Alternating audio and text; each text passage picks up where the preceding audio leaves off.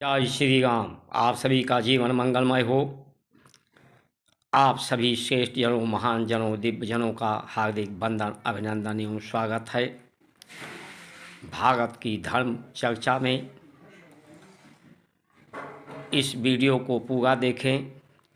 ये आध्यात्मिक चेतना की मशाल जो भारत को पूर्ण स्वतंत्रता के लिए राम की प्राण प्रतिष्ठा हुई है, जिसमें पहली बार कोई सरकार धर्मपरायणता के साथ खड़ी हुई है, उसके मनोबल को बढ़ाने के लिए इस वीडियो को सब्सक्राइब, लाइक, शेयर, फॉलो करके पूरा देख करके अधिक से अधिक लोगों को पहुंचा करके भगवान राम की कृपा प्राप्त करें। उनके चरित्र चिंतन, चरितार्थ को करके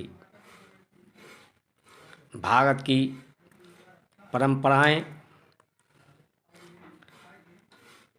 द्वंद्वता, प्रतिद्वंद्वता को समाप्त करती हैं, भ्रष्टाचार को समाप्त करती हैं।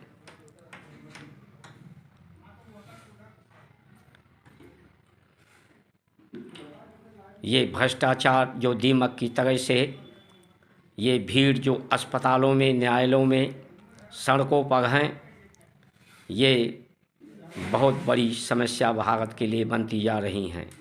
ये अलगाववादी व्यवस्था, असहयोगवादी व्यवस्था, ये द्वंद्व और प्रतिद्वंद्वता आखिर क्यों भारत में है?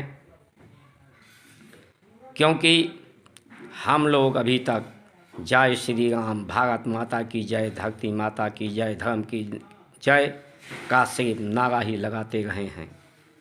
ये नारा नहीं, वास्तव में उद्घोष है। इसकी उद्घोषणा करनी होगी। जब भारत में रहने वाले सभी जात, धर्म, संप्रदाय, पंथ को यहाँ भारत के परंपराओं ने संरक्षित, सुरक्षित रखा है, श्रेष्ठ पदों पर बैठाया भी है, वहीं पाकिस्तान में, अन्य देश में दूसरे मजहब, पंथ वालों को कभी सम्मान नहीं मिलता, पद प्रतिष्ठा नहीं मिलती। तो आखिर यहाँ के लोग क्यों इस धर्म से द्वंद्व, प्रतिद्वंद्वता स्थापित किए हुए हैं? इसको समझना होगा।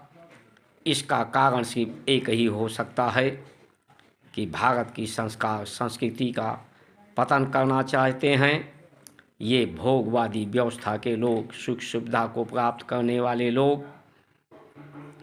भारत योगवादी व्यवस्था है, संयोगवादी व्यवस्था है, सबको जोड़ने वाली, सत्कार, सहयोग, सहानुभूति, सहयोग की, सत्कार, शुभ कर्म, सत्कर्म से जोड़ करके अमरता को प्राप्त कराने वाली है।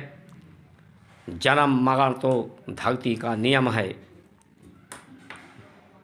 लेकिन लोग सत्कर्मों, शुभ कर्मों से यहाँ अमर होते रहे हैं। भारत की परंपराओं के द्वारा जात पात, भाषा, लिंग के आधार पर जो भेदभाव और विधि व्यवस्था है, ये भारतीय धर्म परंपराओं के प्रतिकूल है, अनुकूल नहीं है। ये विरोधाभास है। इसी के कारण द्वंद्व, प्रतिद्वंद्व और भ्रष्टाचार है। इसके लिए आवश्यक है कि हम उद्घोष करें और इन व्यवस्थाओं को समाप्त करें। अंग्रेज़ों, मुगलों के समय में जो विधि व्यवस्था दी गई है,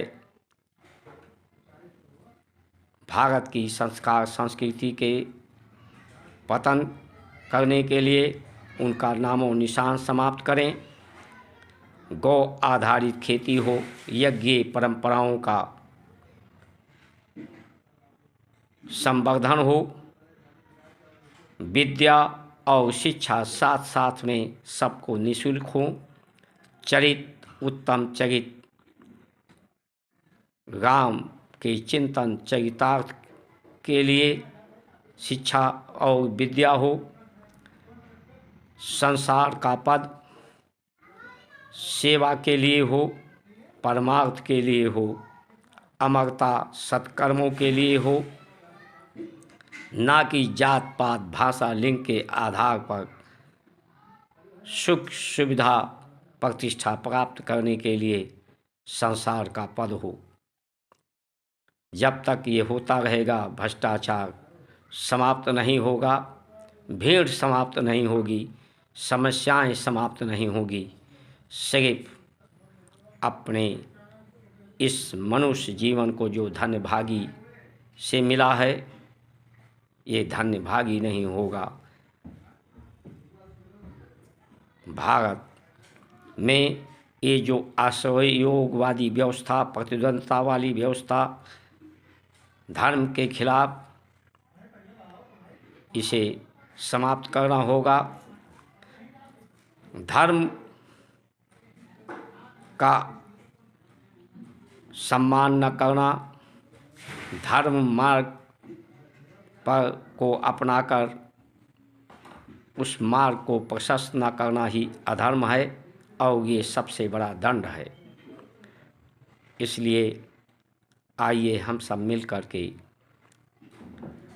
ये सिर्फ राजनीतिक पद सुख सुविधा को प्राप्त कराने वाली ही न हो, बल्कि भारत की उत्तम चरित्र, रामचरित, राम का चिंतन, राम का चित सब में हो, जो व्यय को कम करने वाला हो, सीमित आयु, सीमित इनकी क्षमता, सीमित, इसीलिए ऋषियों ने कहा ऋषि सीमित संसाधनों का प्रयोग करके